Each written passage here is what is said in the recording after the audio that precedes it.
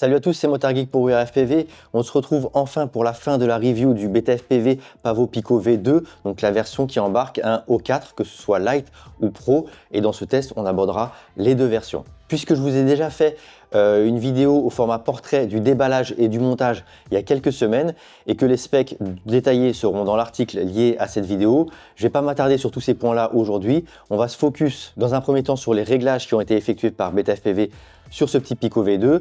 Ensuite, on abordera tout de suite le maiden, les premiers vols, que ce soit en O4 Lite ou O4 Pro. Je vous donnerai mon avis donc sur le feeling en vol et vous verrez ce que ça donne au DVR et aux images stabilisées avec Giroflow. On fera également un petit point sur le bruit, les nuisances sonores de ce petit quad avec ses petites hélices qui tournent quand même relativement vite en 2S, son autonomie, et ensuite on abordera les points positifs, les points négatifs, avant de faire une conclusion, mais aussi de réaliser le tirage au sort des 3 personnes qui auront gagné donc une petite canopie qui brille la nuit pour le Beta FPV R65, comme je vous l'avais annoncé du coup dans la vidéo de déballage et du montage du Pico 2.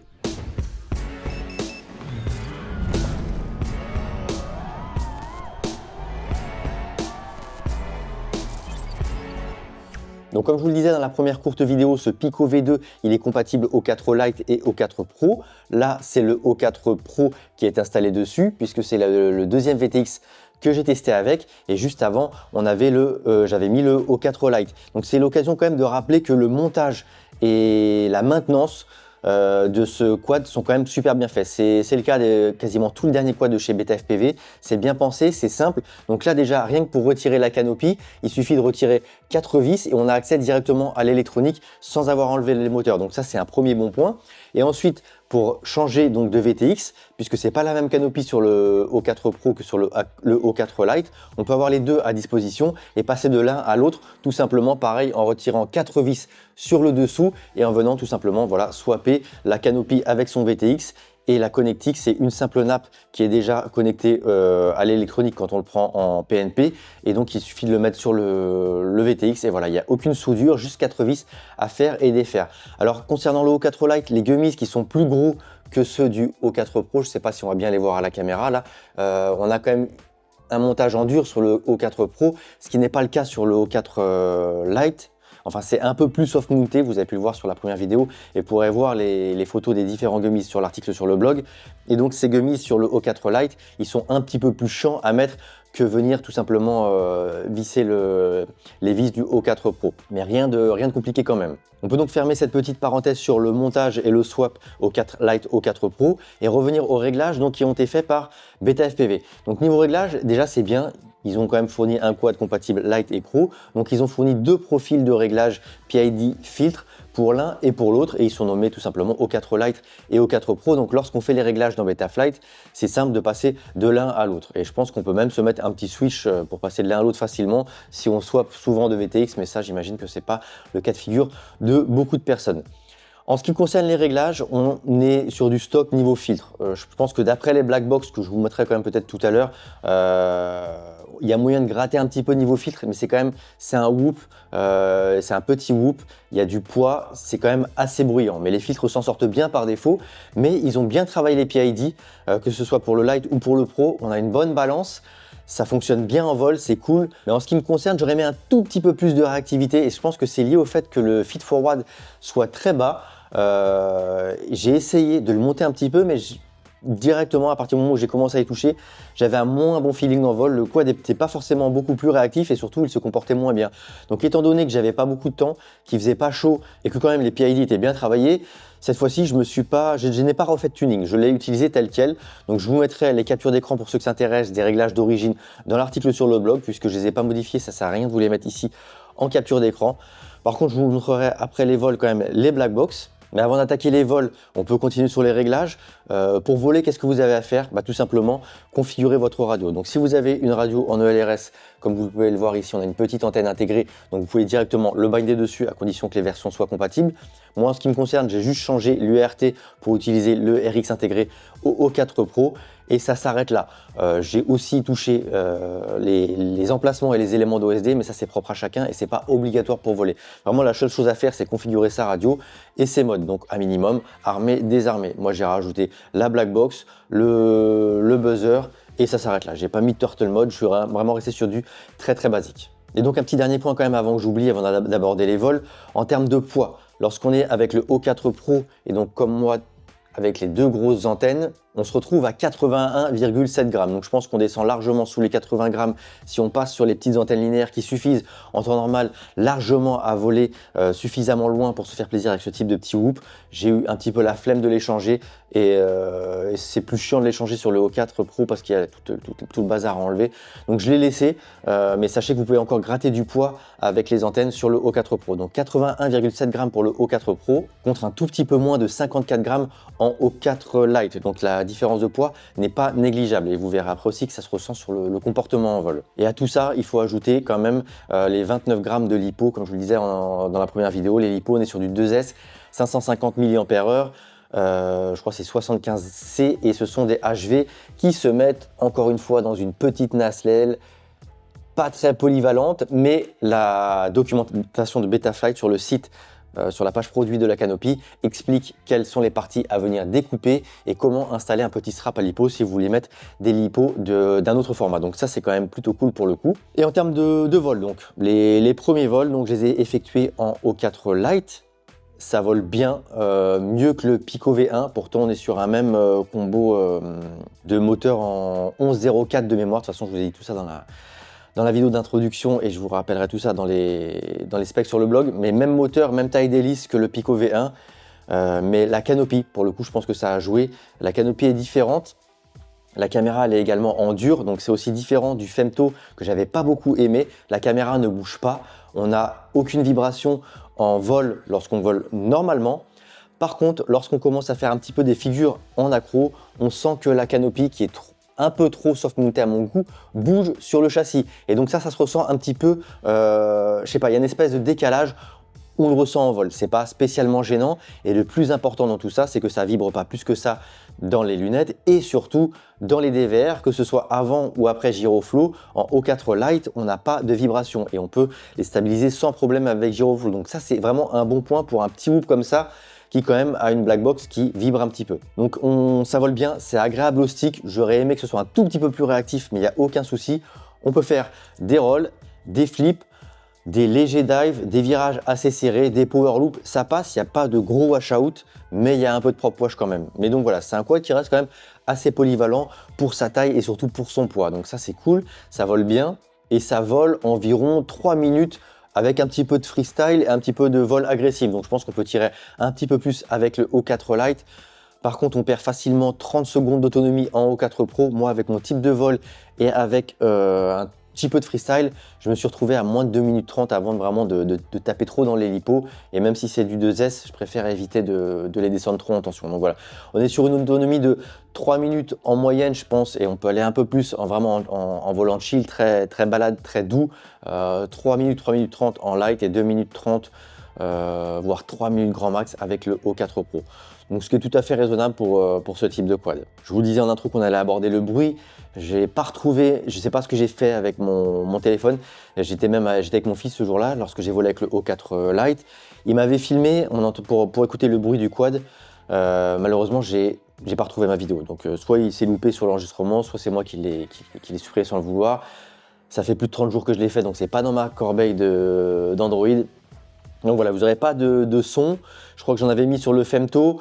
Ce sont des hélices de 45 mm, c'est des moteurs à 14 000 kV en 2S, ça tourne vite, donc c'est quand même assez strident. On l'entend autour de soi, je pense que ce sera un peu gênant en intérieur si vous faites des rushs en indoor. En extérieur, dès qu'on a passé quelques mètres, on l'entend quasiment plus. Donc ça reste quand même un quad qui est silencieux dès qu'on s'éloigne, qui fera pas peur aux gens, mais dès qu'on s'approche, on entend le bruit des moteurs. On peut pas avoir un quad de toute façon silencieux. Donc voilà, je vous ai parlé du bruit, je vous ai parlé du O4 Lite. Passons maintenant au O4 Pro. Donc le O4 Pro est un petit peu plus lourd. Moi, je trouve que ça donne un côté plus ancré, plus stable au vol. Donc il est encore plus agréable. Il est un poil moins à l'aise dans les figures de freestyle, mais vous pourrez faire la même chose qu'avec le Lite, du freestyle très léger, mais des rolls, des flips, ça passe. Mais attention quand même, quand on finit, surtout sur le pitch, on a un petit peu de rebond. C'est pas hyper clean pour faire du freestyle, mais il résiste quand même aux secousses. Donc on peut un petit peu le secouer, ce Pico V2, que ce soit en Lite ou en Pro. Donc en pro, l'autonomie forcément, elle est un petit peu réduite, mais on se retrouve avec une super belle image intégrée au DVR et qu'on peut encore une fois stabiliser sans souci avec Giroflow. Donc ça, c'est vraiment un gros plus. Donc voilà, je crois que j'ai fait à peu près le tour des deux caméras. Ça vole bien dans les deux cas de figure. Dans un cas, on a un peu plus d'autonomie et un retour d'image un peu moins bien et des DVR un petit peu moins bien. Dans l'autre, on perd en autonomie. On a un comportement qui est légèrement meilleur, en tout cas pour de la cinématique. Je trouve que le côté lourd le rend plus stable. On perd en autonomie, mais on a vraiment une super belle qualité d'image. Et ça, c'est grâce au 4 Pro, que ce soit en DVR ou dans les lunettes. Je vois là les antennes, donc je ne vous ai pas parlé de la portée, mais déjà avec le O3, c'était abusé. Avec le O4 et ses grosses antennes, on va bien plus loin que ne peut le permettre la batterie. Donc là-dessus, vous n'aurez aucun souci de portée. Pareil avec la radio, ça suffit largement. Même si moi, je ne suis pas en ELRS, normalement, la radio DJI coupe après sa vidéo. Donc, vous ne devriez pas être embêté non plus si vous avez la radio DJI. Moi, personnellement, j'ai la V2. Il y a la V3 que je n'ai pas testé, qui normalement communique avec les lunettes. Donc, je ne sais pas si c'est différent. Je ne m'engage pas sur ce point-là. Mais en termes de vidéo, la portée est largement suffisante. Donc ce qu'on peut faire maintenant, c'est comme dans toutes mes vidéos, aborder les points positifs et négatifs. On va commencer par les points négatifs. Il n'y en a pas beaucoup. Et même si on peut la découper, j'aurais préféré un strap de base. Donc je vais quand même mettre ce petit strap lipo en point négatif.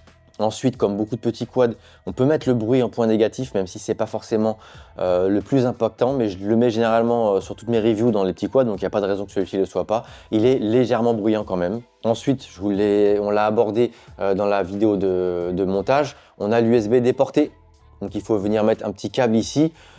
C'est gênant les premières sessions de tuning si on a besoin sur le terrain et qu'on n'a pas ce qu'il faut, même si on peut faire beaucoup de choses dans l'OSD. Si on veut récupérer des black box, on n'a pas